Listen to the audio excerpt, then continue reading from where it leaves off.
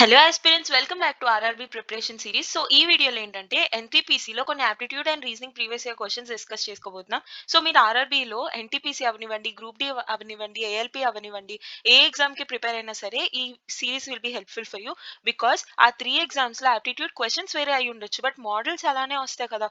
So అందుకని I made an RRB playlist. అందులో ఈ 3 ఎగ్జామ్స్ కి related previous year questions I've discussed. I'll be putting the link in the description. So if you want, you can check out that playlist. Okay, fine. Let's get into the video. So this is the question from part 5. So part 5 లో homework question ఇచ్చా కదా, ఆ question అన్నమాట ఇది. So ABCDEF అనేది ఇది sitting arrangement కి సంబంధించింది. ఆ sitting around circular table. So you should draw circular table. And one thing you need to keep in mind while doing a problem from arrangements is when a person is facing towards the center, then ఒక right side అవుతుంది, ఇటు left అవుతుంది. And when they are facing towards outside, okay, centre కాకుండా outside if they are facing, అప్పుడు ఇది right side అవుతుంది వాళ్ళకి, ఇది లెఫ్ట్ సైడ్ అవుతుంది. సో వాళ్ళు ఫేసింగ్ ఎటువైపో చెప్తేనే మీరు దాని ప్రకారమే చేయాలి. Okay, so facing is very very important because right left అనేది దాన్ని బట్టి డిపెండ్ అయి ఉంటుంది. కాబట్టి ఫార్చునేట్లీ ఇక్కడ అందరూ ఒకటే డైరెక్షన్ లో అది సెంటర్ వైపు ఉన్నారు కాబట్టి it's easy for us. Okay, so B sits second to the right of D. ఎప్పుడైనా ఇప్పుడు కూడా మనకి స్టేట్మెంట్స్ ఇచ్చినప్పుడు, ఈ కండిషన్స్ ఇచ్చినప్పుడు ఏదైతే మనకి స్పెసిఫిక్ వాల్యూ తెలుస్తుందో ఆ స్టేట్మెంట్ తో స్టార్ట్ చేయాలి. ఇక్కడ ఫస్ట్ స్టేట్మెంట్ ఇదే ఉంది కదా, దీంతోనే స్టార్ట్ చేద్దామని మనం చేయకూడదు. ఎందుకో రీజన్ చెప్తాను చూడండి. ఇక్కడంటే పొజిషన్ చెప్పేది ఫస్ట్ లో ఉంది, ఓకే, బట్ ఎగ్జామ్ లో జనరల్ గా మీకు అలా ఇవ్వకపోయినా ఇలా చేయాలి అని చెప్తున్నా. ఓకేనా. C A is an immediate neighbour of E and C. అంటే ఈ కి సి కి మధ్యలో ఏ ఉంటది, అది మనకు తెలుసు.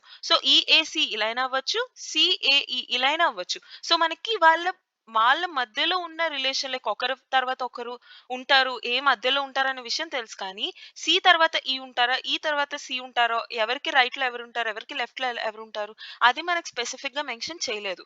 సో ఈ స్టేట్మెంట్ ఫస్ట్ లో ఉండుంటే ఇది మీరు బేస్ స్టేట్మెంట్ కింద కన్సిడర్ చేయకూడదు. ఓకే, కానీ ఈ స్టేట్మెంట్ చూడండి, B sits second to the right of D, అంటే డి కి సెకండ్ టు ద రైట్ లో బి ఉన్నారు. సో డి లెఫ్ట్ లోనే ఉంటారు, బి రైట్ లోనే ఉంటారు అన్న స్పెసిఫిక్ పొజిషన్ మనకి తెలుసు. సో ఈ స్టేట్మెంట్ తోనే మనం స్టార్ట్ చేయాలి. ఓకేనా. సో ఏదో ఒక ప్లేస్ లో డి ఫిక్స్ చేయండి. తర్వాత B second to the right of D, so D centre వైపు ఫేసింగ్. ఓకే, సో ఇటువైపే రైట్ అవుతుంది, ఇక్కడ నుంచి సెకండ్ టు ద రైట్, ఇక్కడ బి ఉంటారు. Clear, fine. So A is an immediate number of E and C. ఇప్పుడు A E C పక్కపక్కనే ఉంటారు ముగ్గురు అన్న విషయం తెలుసు. ఓకే, లైక్ సైమల్టేనియస్ గానే ఒకరి తర్వాత ఒకరు ఉంటారు, వాళ్ళ మధ్యలో ఇంకెవరు రాకూడదు. ఓకే, ఇప్పుడు ఏఈసి ఆ మూడిట్లో ఏది ఇక్కడ పెట్టడానికి ఛాన్స్ లేదు, బికాస్ ఈ పొజిషన్ కి లెఫ్ట్ లో ఒకరు, రైట్ లో ఒకరు ఆల్రెడీ ఉన్నారు. కానీ ఈ 3 పొజిషన్స్ కి మాత్రం లైన్ గా ఉన్నాయి. సో ఏఈసి ఈ 3 పొజిషన్స్ లో మాత్రమే ఉంటాయి. సో ఏ ఇక్కడ ఫిక్స్ అవుద్ది, ఇక్కడ ఈ ఆర్ సి ఏమైనా రావచ్చు, ఇక్కడ ఈ ఆర్ సి ఏమైనా రావచ్చు. ఓకే, ఇప్పుడు ఏ మిగిలింది, ఎఫ్ మిగిలింది. సో ఎఫ్ పొజిషన్ ఇదే అవుతుంది. నెక్స్ట్ ఈ is second to the left of F. So F ఇక్కడ ఉంది, సెంటర్ వైపు ఫేసింగ్ ఉంది, సో లెఫ్ట్ ఇటువైపు అవుతుంది. ఓకే, సో ఇక్కడ నుంచి సెకండ్ టు ద లెఫ్ట్ ఈ అంట. సో ఈ ఎక్కడ ఉంటది, ఇక్కడ ఉంటది. సో ఇక్కడ సి ఉంటది. క్లియర్, ఇక్కడ వరకు ఓకే, మనకు డయాగ్రామ్ వచ్చింది. What is the position of F with respect to B. So B కి ఎఫ్ ఎక్కడ ఉన్నారు, ఓకే, బి ఈ సెంటర్ వైపు ఫేసింగ్, సో ఇది లెఫ్ట్ డైరెక్షన్ అవుతుంది, లెఫ్ట్ లో ఎఫ్ ఉన్నారు, immediate left. So immediate left will be the answer. See ఇది చిన్న చిన్న డీటెయిల్స్, చిన్న చిన్న థింగ్స్ దట్ ఇందాక చెప్పా కదా, ఈ స్టేట్మెంట్ బేస్ తీసుకోకూడదు, ఈ స్టేట్మెంట్ బేస్ తీసుకోవాలి అని చెప్పి. అలా తీసుకోవడంలో కూడా మీకు టైం సేవ్ అవుతుంది. ఎందుకంటే మీరు జనరలీ ఇది బేస్ కింద తీసుకున్నారు అనుకో, మీరు 2 కండిషన్స్ ఎజ్యూమ్ చేసుకోవాలి. ఇదొక కండిషన్ ఎజ్యూమ్ చేస్తారు, ఇదొక కండిషన్ ఎజ్యూమ్ చేస్తారు. ఆ నెక్స్ట్ వచ్చే స్టేట్మెంట్ బట్టి ఒక కండిషన్ ఎలిమినేట్ చేస్తారు. దాని బదులు ఆ బేస్ స్టేట్మెంటే మీరు కండిషన్ రాకుండా ఉండేలాగా ఒకటే డయాగ్రామ్ వచ్చేలాగా మీరు తీసుకుంటే మీకు ఇంకో డయాగ్రామ్ గీసే టైం సేవ్ అవుతుంది కదా. అందుకు ఇలాంటి చిన్న చిన్న డీటెయిల్స్ కూడా makes a lot of difference అన్నమాట. So don't neglect these type of things in the exam. Okay, and ఇక్కడ కూడా ఎక్కువగా మిస్టేక్స్ జరుగుతుంది ఇక్కడే. Position of F with respect to B, అంటే బి కి ఎఫ్ ఎక్కడ ఉన్నారో అని అడుగుతారు. కొంతమంది కంగారులో అవ్వచ్చు, లేదంటే సరిగ్గా టాపిక్ మీద ఐడియా లేక అవ్వచ్చు, ఎఫ్ కి బి ఏమవుతారు, బి కి ఎఫ్ ఏమవుతారు అని కన్ఫ్యూజ్ అవుతూ ఉంటారు. సో ఎఫ్ కి ముందు ఉంది కదా, సో ఎఫ్ కి బి ఏమవుతారు, ఎఫ్ కి బి రైట్ లో ఉన్నారు, సో రైట్ అని పెట్టేస్తారు. ఇంత సాల్వ్ చేసి కూడా రాంగ్ అయిపోద్ది. సో ఇలాంటి చిన్న చిన్న మైన్యూట్ డీటెయిల్స్ మీద కూడా give a lot of attention. Okay, fine. So let's get started with today's video. And this question is from HCF and LCM. So HCF LCM lo we have a formula, which is if A and B are two numbers that we have, then LCM of A and B into HCF of A and B. is equal to product of these numbers A and B. So the LCM of two numbers and the HCF of two numbers, the product of LCM and HCF is equal to the product of those numbers itself. Okay, ఇది we have the formula in LCM and HCF. LCM and HCF మీద మీకు dedicated video కావాలంటే you can ask me in the comments. I'll be definitely making a video on that. Okay, so as per that we were given that product of the number is 2522.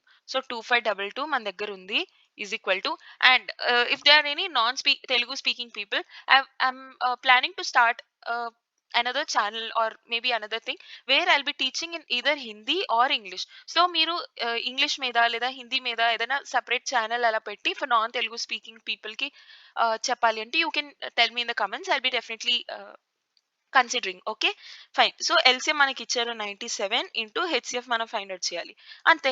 ఇప్పుడు HCF ఏమవుతుంది, 2522 divided by 97. ఇప్పుడు 97 అనేది prime number కదా, 97 table మనకి రాదు. So 97 ఎంతసార్లు cancel అవుతుందో మనకు తెలియదు. సో ఇప్పుడు ఆప్షన్స్ చెక్ చేయండి. ఆప్షన్స్ ఏ విధంగా చూస్తారంటే ఇక్కడున్న యూనిట్ ప్లేస్ చూడండి. అంటే 7 కి ఇక్కడున్న ఏదో ఒక నెంబర్ మల్టిప్లై అయితే 2522 వస్తుంది కదా. అఫ్ కోర్స్ ఇప్పుడు 2522 డివైడ్ చేస్తే 97 తో ఒక వాల్యూ వస్తుంది. ఆ వాల్యూ 97 మల్టిప్లై చేస్తే 2522 వస్తుంది కదా.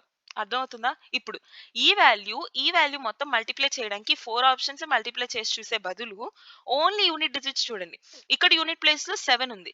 7 కి ఏ నెంబర్ తో మల్టిప్లై చేస్తే మీకు యూనిట్ ప్లేస్ లో 2 వస్తుంది. ఓకే, బికాస్ ఇక్కడ అన్ని యూనిట్ ప్లేసెస్ యూనిక్ గా ఉన్నాయి. 8 9 7 6 సేమ్ గా యూనిట్ ప్లేసెస్ ఎక్కడా లేవు. సో యూనిట్ ప్లేసెస్ మీకు చెక్ చేయడం వల్ల హెల్ప్ అవుతుంది. 7 ఇంటూ 8, 8 7 ఎంత 56 అంటే ఎండింగ్ లో 6 వస్తుంది కానీ ఇక్కడ 2 ఉంది. 28 wrong answer. 9 7 63 wrong answer. 7 7 49 wrong answer. 6 7 7 6 42. So ending లో 2 వస్తుంది. So 26 will be the answer. Clear? లేదా మీరు కావాలంటే మల్టిప్లై చేసి కూడా చెక్ చేయొచ్చు. 97 ఇంటూ 26, 7 6 42, 4, 9 6 54, 7 2 14, 4 3 12, 1 5 6 7, 2 7, 9 2 18 plus 7 25. ఓకే, సో 2522 సరిపోయిందా? ఇప్పుడు ఈ సింగిల్ స్టెప్ మల్టిప్లికేషన్ ఎలా చేశానో దిస్ ఇస్ అ ట్రిక్ అనమాట ఫాస్ట్ గా మల్టిప్లై చేయడానికి. So you can ask me, I'll be explaining you. I've already explained it in another short. I'll be providing you the link at least. Okay, fine. Let's go to the next one.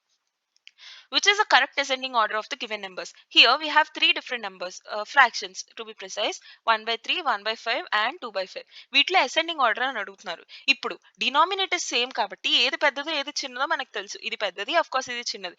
కొంతమంది ఇందులో కూడా confuse అవుతారు. ఇప్పుడు general numbers అంటే పెద్దవి చిన్నవి తెలుసు, కానీ ఫ్రాక్షన్స్ లో ఏది పెద్దది ఏది చిన్నది అని కన్ఫ్యూజ్ అవుతూ ఉంటారు. ఓకే, సో బేసిస్ డిఫరెంట్ అయితే సరే, మీ కన్ఫ్యూజన్ ఒక అర్థం ఉంది. బేసిస్ సేమ్ అయినా మీరు కన్ఫ్యూజ్ అవుతున్నారు అనుకో, అప్పుడు ఏం చేస్తారంటే ఆలోచించండి. దట్ 5 లో 1 పార్ట్ అంటే ఎక్కువ, 5 లో 2 పార్ట్స్ అంటే ఎక్కువ. అంటే మీ ఎదురుగా ఒక పిజ్జా ఉందని అస్యూమ్ చేసుకోండి. అందులో 5 పీసెస్ ఉన్నాయి. అందులో మీకు 2 పీసెస్ వస్తాయంటే ఎక్కువ, 1 పీస్ వస్తదంటే ఎక్కువ. ఆఫ్ కోర్స్ 2 పీసెస్ వస్తేనే ఎక్కువ. సో 5 లో 2 మీకు వస్తున్నాయి అంటే ఎక్కువ మీకు వస్తున్నట్టు. అదే 5 లో 1 అంటే తక్కువే కదా.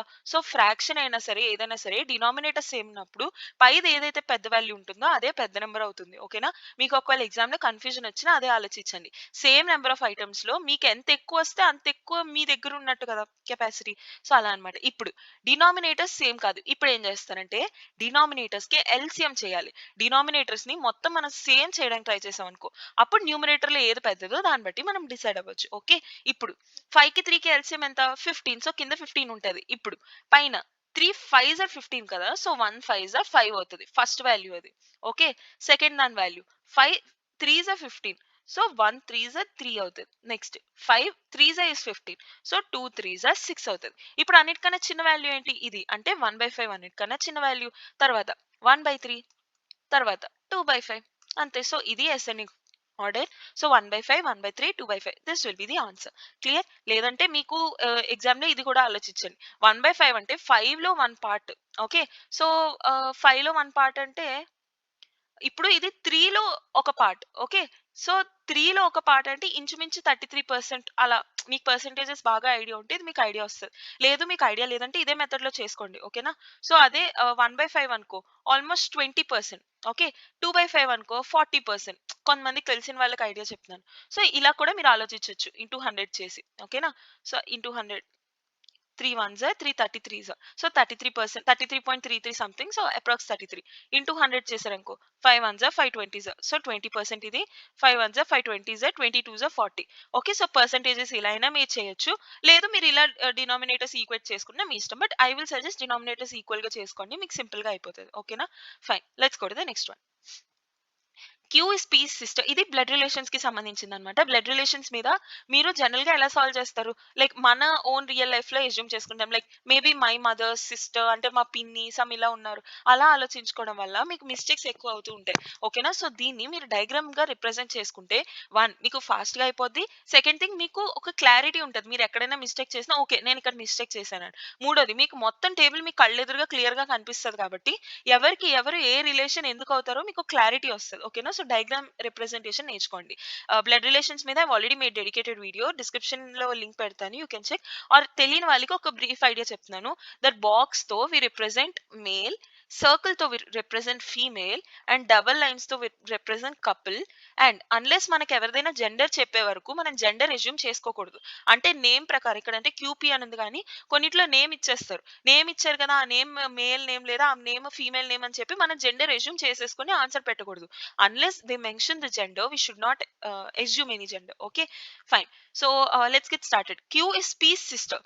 సో పీ వాళ్ళ సిస్టర్ క్యూ, క్యూ ఫీమేల్ అవుతుంది ఆఫ్ కోర్స్, కానీ పీ జెండర్ మనకు తెలీదు, మార్క్ చేయకూడదు.